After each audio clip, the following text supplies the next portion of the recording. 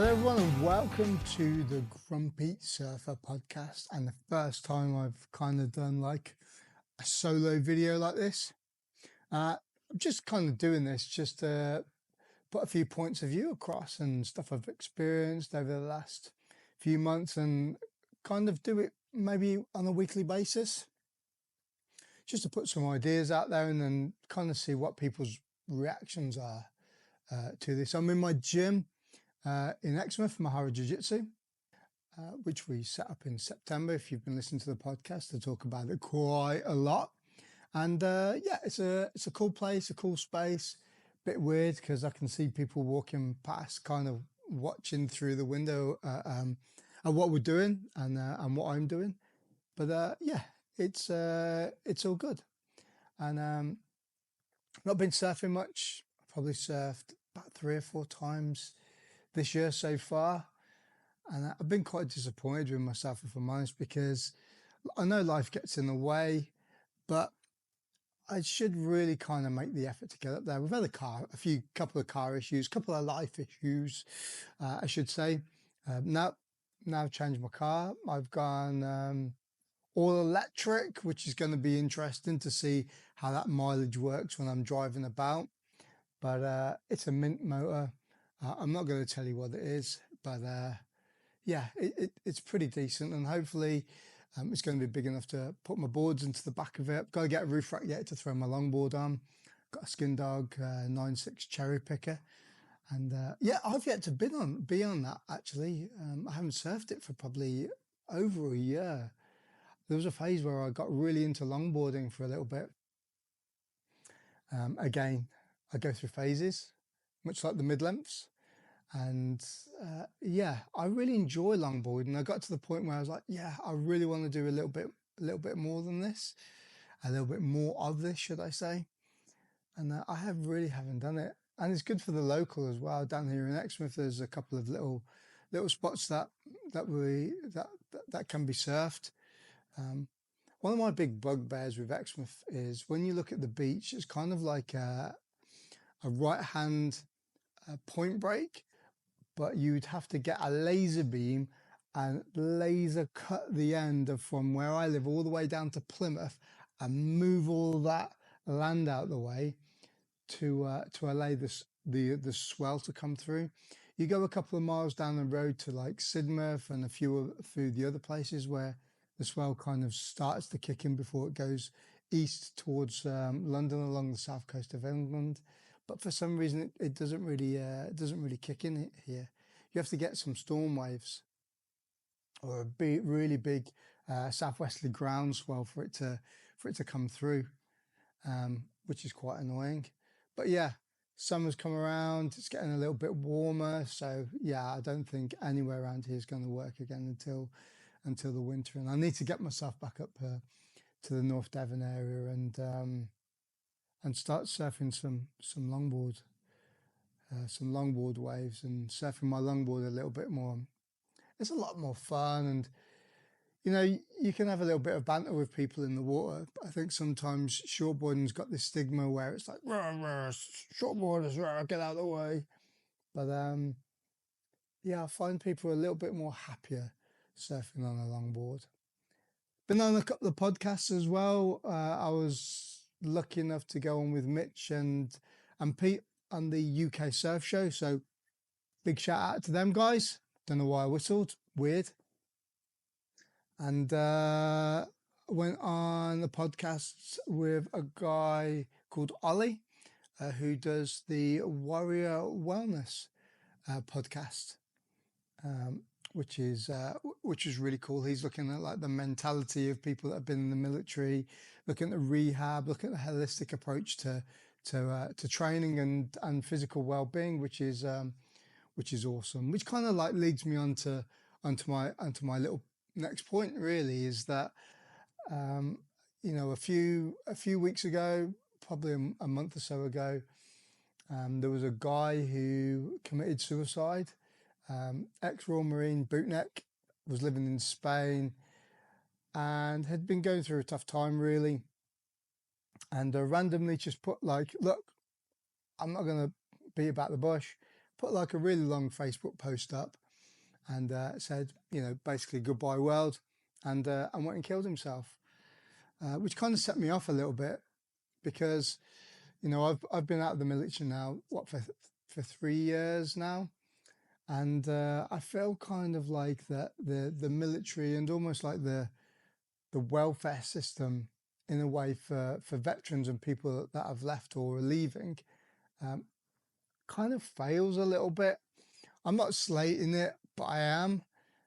And I just feel like that there's something that could be done within, you know, 6 months to a year after people leave. Like, you know, there must be a database where an alert comes up. I know lots and thousands of veterans people leave every year. But just something where like something is alerted and highlighted, say, yeah, this guy's been out for 6 months a year. Give him a little phone call and just say, oh, ads, how's it going? How's civil life treating you? You know, is there anything that we can do to help? Can we point you in any directions? And especially with those guys that have served for, you know, 22, 30 years plus, you know, just reasserts a little bit of value as opposed to being a number on a spreadsheet, which we all know at the end of the day, you are just, you know, a number on a bit of paper or on a computer. And, you know, gives back a little bit of value and just saying like, you know, we are thinking of you, but, you know, can we help out? And I wrote this, I wrote a big kind of a LinkedIn, and I wrote a kind of copy and pasted it into Facebook as well. And it was kind of along the lines of, this is not a cry for help, but lots of people committing suicide. If we thought of the people that, you know, we thought of somebody, just give them a call and just ask them how they are. It takes 5 minutes to ask them, like, how are they doing? How are they getting on? Do they need any help? That would be kind of cool, I think. And if we could all just take, you know, 5 minutes when we haven't spoken to somebody for a long time, or you know, a memory comes up, you know, not necessarily Afghanistan or Iraq, you know, a childhood school friend that you haven't spoken to in a long time. You just kind of give them a call and go, all right, how's it going? Have you got 5 minutes for a chat? And again, using that word value, I think it holds a lot, and shows people that, you know, there are people out there that are thinking of them, and you're not just stuck in your own little bubble. And yeah, don't get me wrong, I'm very kind of insulated in my own little bubble. Everything that I do is within a 2-mile radius of where I live. Essence coffee, by the way. X coffee, brilliant. Orange bag, I'll show the link at the end. Mega digressing. Yeah, just showing people that you care about them, and yeah, you know, it's an interesting thought anyway. I think. Been watching a bit of the WSL, the World Surf League, the World Championship Tour, not the World Tour, and it's been very intermittent. I watched a little bit of Margaret River, watched some of the highlights from the Gold Coast and Bells, and out of all of it, watching Geordie Smith has been absolutely amazing. The guy's 38 years old, so, you know, one of the older guys on the World Surf League, but he's absolutely smashing it. Airs, carves, commitment, deep barrels. The guy's doing it all, and it's absolutely amazing to see. I used to talk to his photographer and have a chat about him every now and again, because Nick Christie does a little bit of videography and follows him around the tour doing like little snippets and videos. If you've ever seen some of his documentary stuff on YouTube, it's probably Nick that's done it. And says he's just a really cool, humble guy and just loves surfing. And I think that's something that we all need at some point is a passion, something to something to lean into. And I'm really lucky in the fact that I do lots of things that I really enjoy doing. I've worked to get to where I am, but I think people can do that too. It's about time management. It's about working out what you want to do, whether it's grappling, whether it's, I don't know, a form of martial art, whether it's painting, whether it's model making.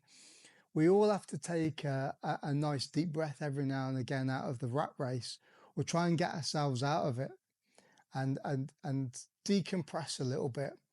I've always used the word or the analogy of an anchor. We need to be anchored. Like when you throw an anchor out of a ship and it keeps you in place.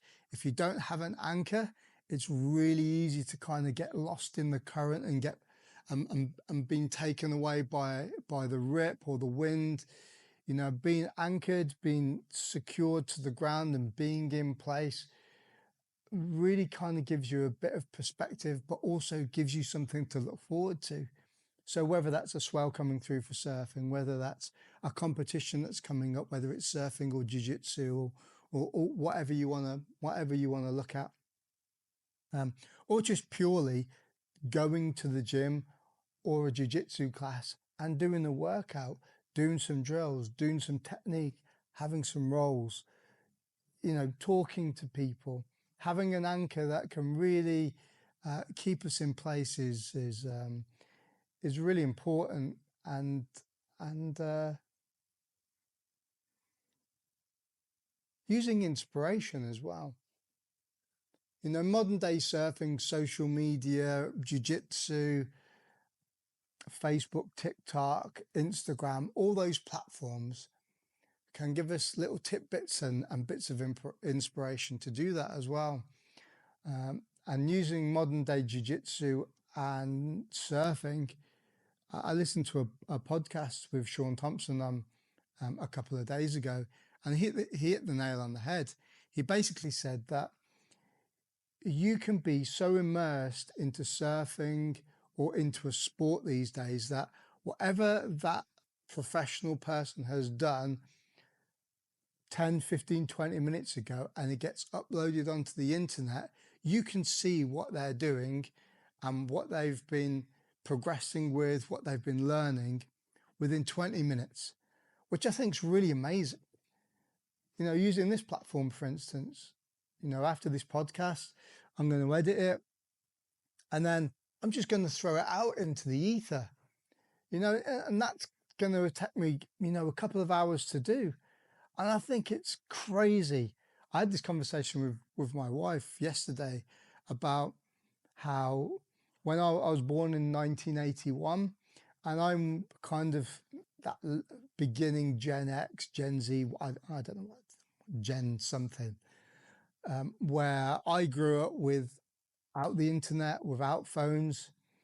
And as I've got older, that technology's come in, and seeing the development of that is amazing, but it's also kind of scary a little bit as well. You know, with all the AI stuff, I'm not going to go down that rabbit hole, but yeah, it's kind of scary. But from buying VHS videotapes, you know, and watching surfers and stuff, I'll now use that as the example, to now being able just to switch on Instagram and Geordie Smith, we were just talking about him, Geordie Smith uploads his latest video of him, you know, getting absolutely shacked at Margaret River, is up there within 5 minutes of him doing that. I mean, it's unthinkable, but it's quality. I believe that's what gives people the inspiration to go out of. And going back to this whole kind of dynamic of the anchor, people will go out, will go surfing, kids will try to emulate what he's doing, which is amazing. And I know I'm using Geordie Smith as the example. There are lots of other, you know, professional surfers out there that do it. Jiu-jitsu is exactly the same thing. Lots of technique videos and inspirational, like, competition videos out there, like the IBJJF Worlds completed last night, early this morning. all that content is already up there. People are looking at, oh, how did Adam Wardinsky win, win the final here, or how did this person do this? And it's sick, man. Like it's unbelievable. And to have that in the palm of your hand, and you could just be sat down having a coffee, having your breakfast or whatever it is, it's quite inspiring, if I'm perfectly honest. And yeah, and I'd like to think this content that goes out there is going to be a little bit like that too. I don't know. Do you want to watch somebody rambling around like me? But I don't know. It's well, I'm doing it anyway, so fuck it. Yeah, the gym, Mahara Jiu Jitsu in Exmouth. I spoke about it, a few minutes ago. It's been a ride, man. Like it's really cool. Like there's just something really honest, and it feels like wholesome, but also like I'm achieving something as well by creating something yourself. Now, don't get me wrong, my gym here is not like a massive gym like a Gracie Barra or an Atos. It's not a massive facility. It used to be a fishing shop that's been converted into a gym. Threw some mats into it. We've got a shower, a little change room. It's pretty cool, and I can do stuff like this, and slowly developing and getting students in and running a 4-week introduction course to get people into jiu-jitsu from the local area. So it's not kind of like they're coming in and they're really kind of at a loose end with it all. They don't know what's going on, which is giving people something to grab onto instead of like going, oh, this is a K guard, and they're like, I don't even know what that is. This is side control. This is mount. People don't know what that is, especially if you've never done a sport like jiu-jitsu before, anyway.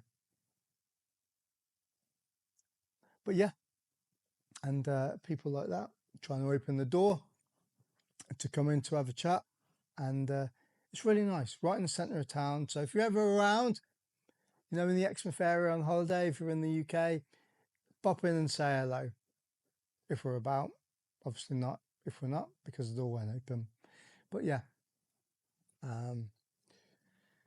but it's been having your own gym and teaching all the time, and being on the mat, being immersed with jiu-jitsu and strength training and surfing, quite physically demanding. Now I'm 43, nearly 44, and having a 22-year career in the Marines, I've kept in good shape. I've always been going to the gym since I was about 14 years old, so I've always had this mentality of wanting to be fit, for myself, now for my kids, maintaining a healthy lifestyle. I'm very lucky in the manner that I've been able to do that, since I was a kid. But it started to take its toll a little bit now. I have to really like manage what I'm doing. I'm training 7 days a week. I do strength training, anywhere between 2 to 4 times per week as well. And I have to manage that as well. I enjoy strength training. I always have, like lifting weights. I do a lot of functional training, especially for surfing and jiu-jitsu, a lot of shoulder mobility, a lot of push-pull. And I think it really helps. But the key to it is to have a nice balance. Like if I do 4 days a week strength training and I'm rolling pretty hard during the week in the gym with my students, then the next week or come the weekend, I am so tired, and the time but it's nice to be able to go, do you know what? I'm just gonna rest. And I've never done that before. I've always just kind of fought through it. So I've given myself a week off here and there. And it really helps. Been taking loads of peptides as well. Whenever I get little injuries, whether it's like shoulders or knees, especially BPC 157 body protection compound. Look into it. I'll put some links into this podcast bio as well about BPC. The Huberman podcast has done a really good like breakdown of the peptides, specifically BPC 157, and it was a couple of my students actually that brought me onto it. And when I hurt my knee, I couldn't bend it. I thought, oh man, I've proper fucked myself here. And taking the peptide, when it got delivered, I couldn't bend my knee, like I couldn't go into a crouch position. And after taking it, 2 hours later, and I shit you not, 2 hours later, I was bending down into a full Afghan squat again, which was like, oh, this is great. So I took a dose of that, which was over sort of like a 10-day period, and it really helped. It's almost like a little bit, I could guess, like ibuprofen, where the painkiller, when you take it, goes to the area that needs it. And yeah, it's a little bit like that, but the peptide helps regenerate ligaments and muscle tissue when there's injuries, especially ligaments and tendons, because there's not a lot of blood flow that goes to those, and that's why they can take a long time to heal. So that's really helped with my recovery a little bit. But the other thing that's helped me with my training, especially Jiu Jitsu, has been tutorials. And again, I mentioned him a little bit earlier, Adam Wardinsky. He's become my little bit of my man crush at the moment. And I mean, Jiu Jitsu tutorials, I've talked about this in other podcasts previously. There's so many out of them. They're really expensive, and some of them are really, really long. But what I've kind of done with my tutorials is I've picked a couple of the techniques that I want to use, and that I kind of like resonate with me a little bit, and I watch them over and over and over again.